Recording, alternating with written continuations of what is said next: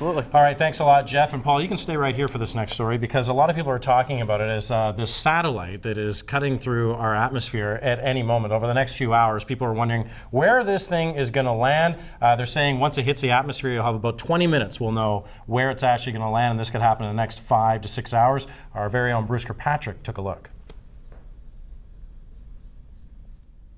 It started up here, but it went straight and then it went really squiggly. Susie Tomlinson thinks she saw some space junk last night over Uptown Mall in Saanich. She took pictures and called Check News. Is it part of an upper atmosphere research satellite, UARS? It's in a decaying orbit about to break up in our atmosphere.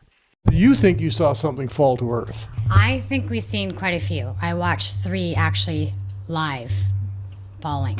Susie taped something she thought was space junk. It could be a contrail from a jet plane, but Susie thinks she was seeing bits and pieces of a satellite, which is as big as a bus.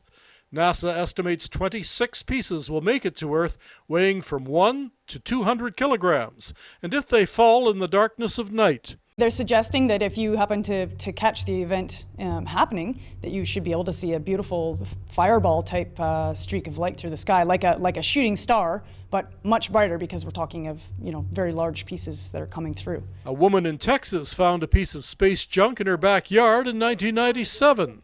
Maybe it might be radioactive or something, so I didn't want to pick it up even though I had gloves on. This is the Upper Atmosphere Research Satellite recorded on a 14-inch telescope in France a few days ago. It's tumbling out of control, bright when it catches the rays of the sun. Dmitry Moyen has been tracking the falling satellite too, with computers from the observatory on Little Saanich Mountain.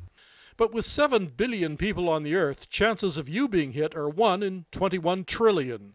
Actually, in 50 years of space exploration, there hasn't been even a single report of a piece of space junk hitting a human being. That's very, very heavy. This one's very, very heavy too. There's meteorites, Dr. Moyen says, that hit the Earth all the time. We just don't know about them. There's a lot of oceans out there, a lot of water, a lot of wasteland where people don't live.